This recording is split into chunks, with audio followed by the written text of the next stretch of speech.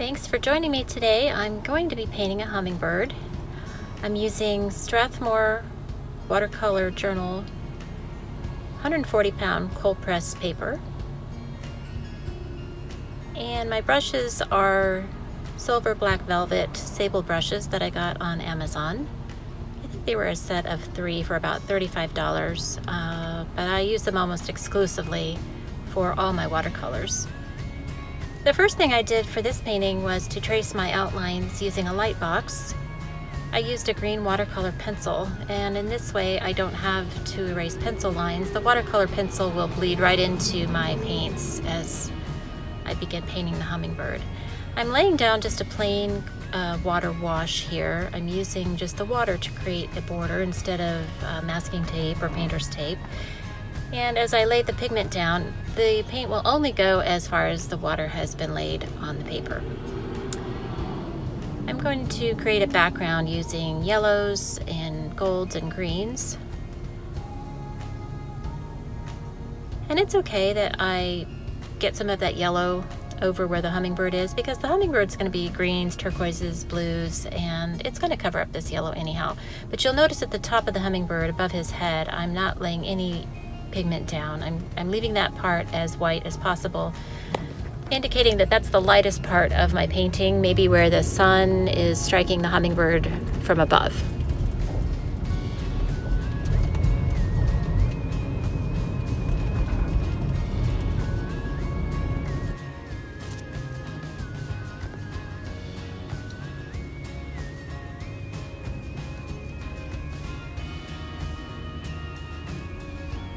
Now I'm just adding in some green, and I'll also be adding some flower colors at the base of the picture. This just adds some depth and dimension and interest to my painting. And because the yellows are still wet, this pink, which is also wet, will just naturally bleed into the yellows, and it'll create some orange and peach tones as well.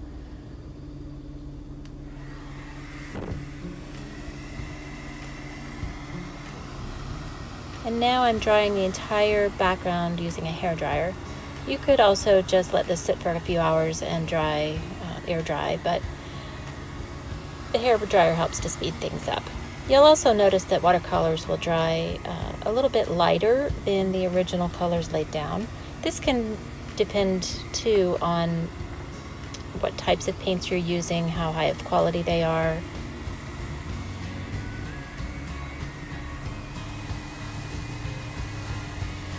But you want your background completely dry before starting your subject. Otherwise your subject will just bleed into your background.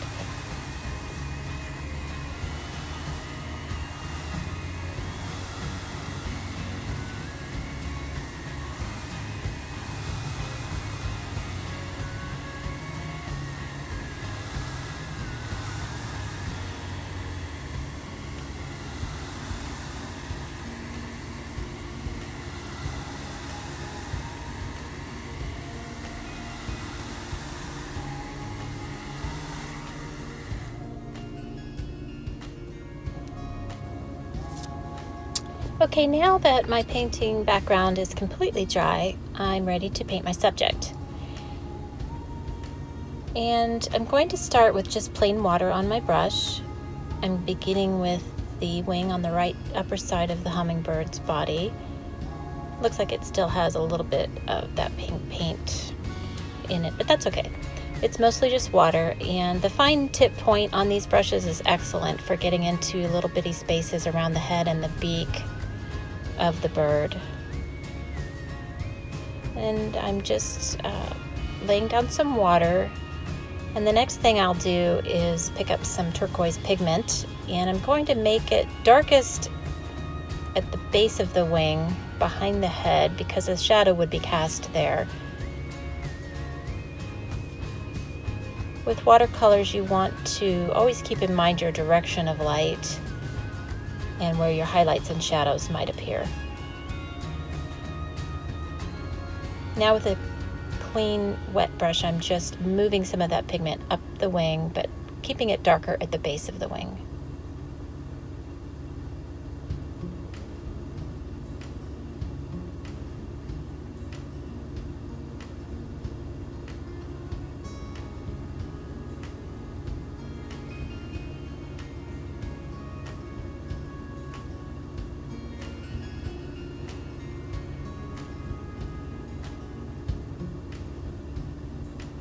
I'm going to continue this process with the wing on the left, and then with the hummingbird's body, where I'll be using some green tones, making it darker, of course, under the head and closest to the underside of his head.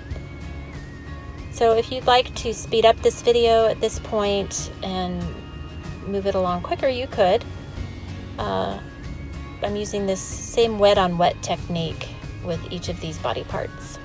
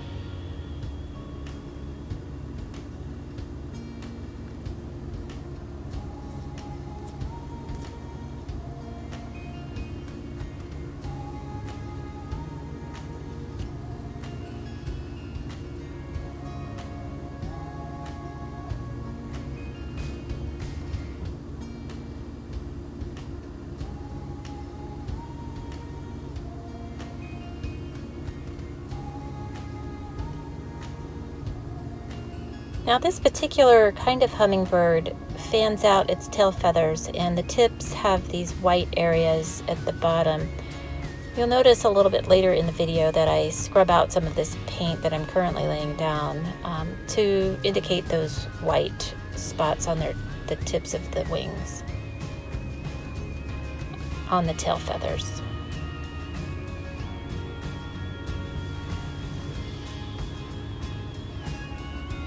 Again, at this point, you might wish to speed ahead the video.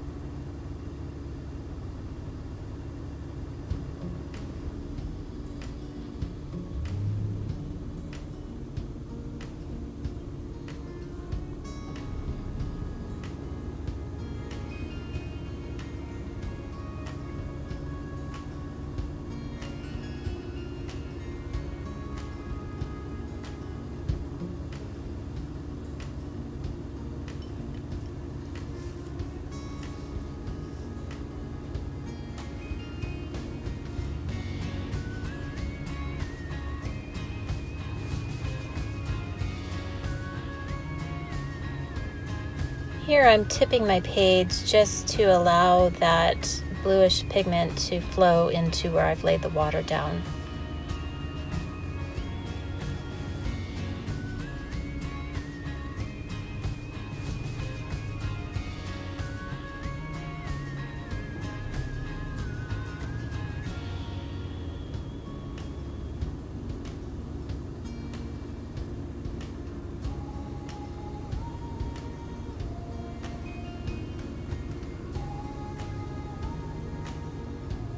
This area here is at the back of the neck of the hummingbird.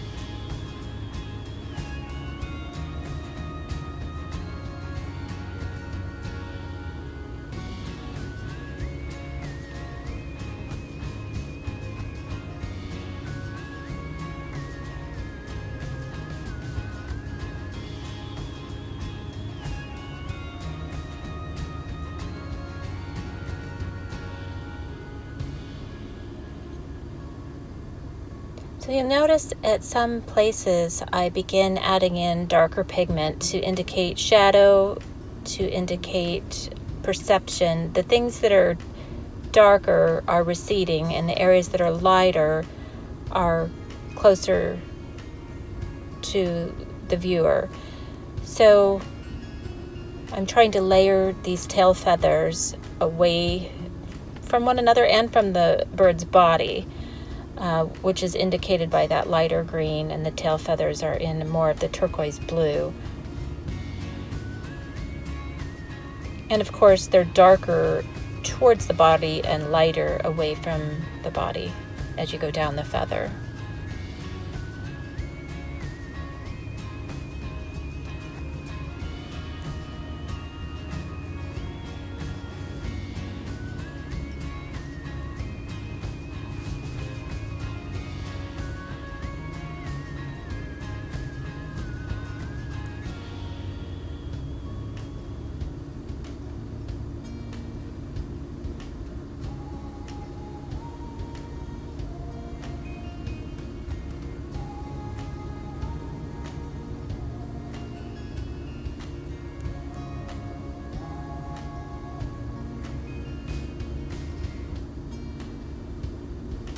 Now, as I said before, the tips of these tail feathers are generally a bright white. So you can see here I'm trying to sop up some of the paint, move it up closer towards the body at the base of the feather. And I'll begin scrubbing out with a separate, different brush here that's been moistened with just plain water.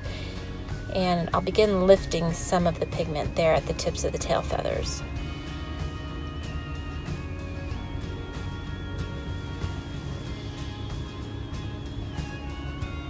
The higher quality your paper is, the better able it is to accept these scrubbing techniques. Some of the cheaper watercolor papers, when you try to do this, they will begin to pill and fray. So just keep that in mind when purchasing art supplies. The higher quality papers and paints and brushes really do make a difference.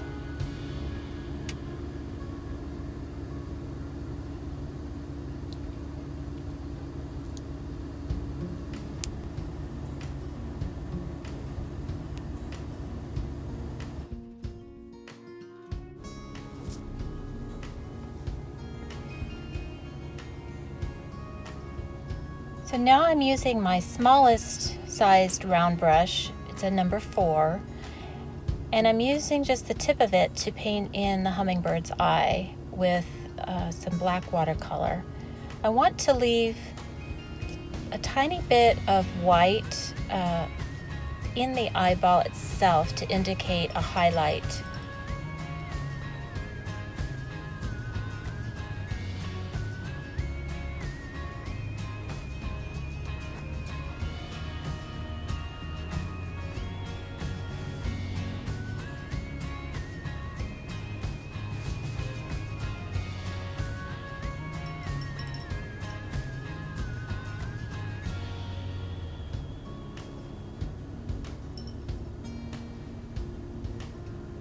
Now I'm just using plain water and wetting the area of the hummingbird's head, being very careful not to touch that black whatsoever.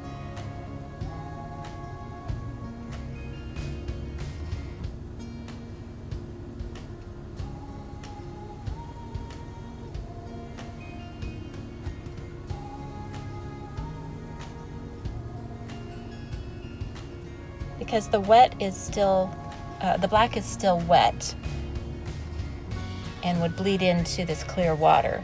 But everything else has dried now, so even though I may be touching the greens and the blues, they're not going to bleed into the water because they're dry. Now I'm just tapping in some sap green, some yellow. I'm going to make several layers here on the hummingbird's head to give it more dimension. And because it would be the closest thing to the viewer's eye. So it would be the thing that would be most in focus, the head and the eye.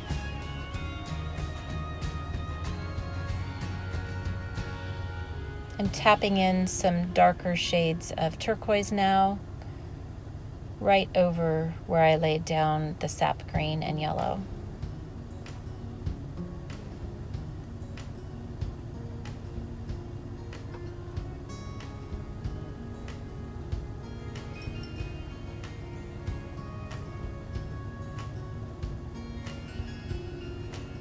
Now I'm using some more black, and I'm going to fill in where the beak is.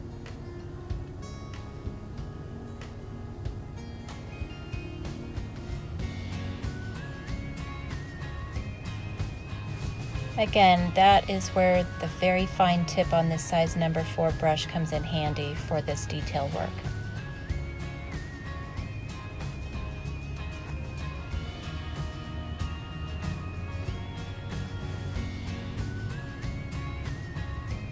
I'm being careful to just leave a few white highlight areas open on the beak. That would just indicate the sun is hitting the top of it, and it's leaving a bit of a highlight. It's very subtle though.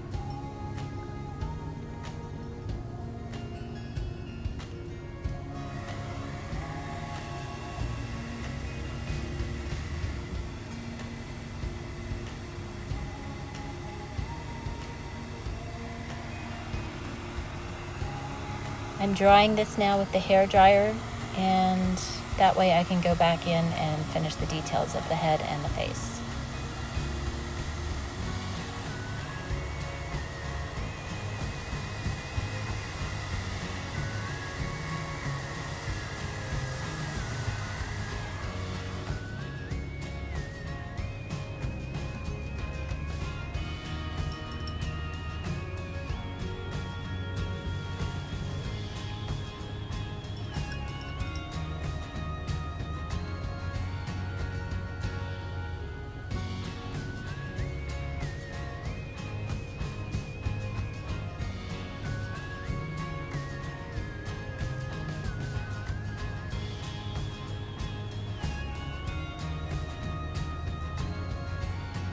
This is just plain water that I'm laying down now on top of the face and the head.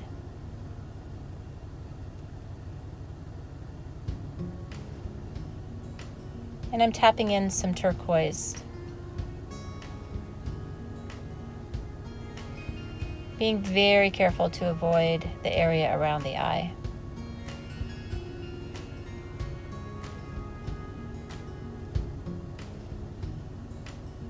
But by having those lighter greens underneath, it gives it more dimension.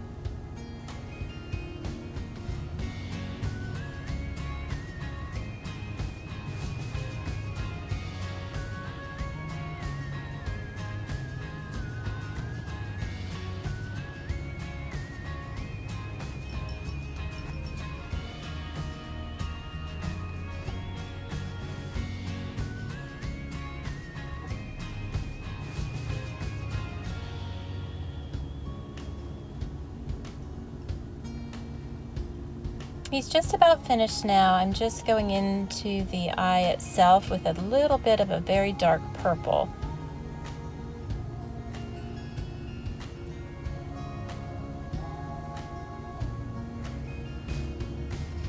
If you look at a photograph of a bird, the eyeball is not all just one color shade of black. There are various shades of color, reflection, and white highlight.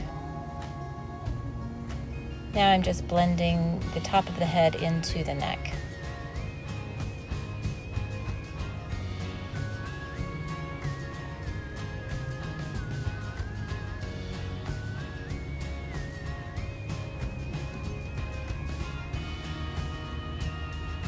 And the last thing for every painting I do is to sign my name.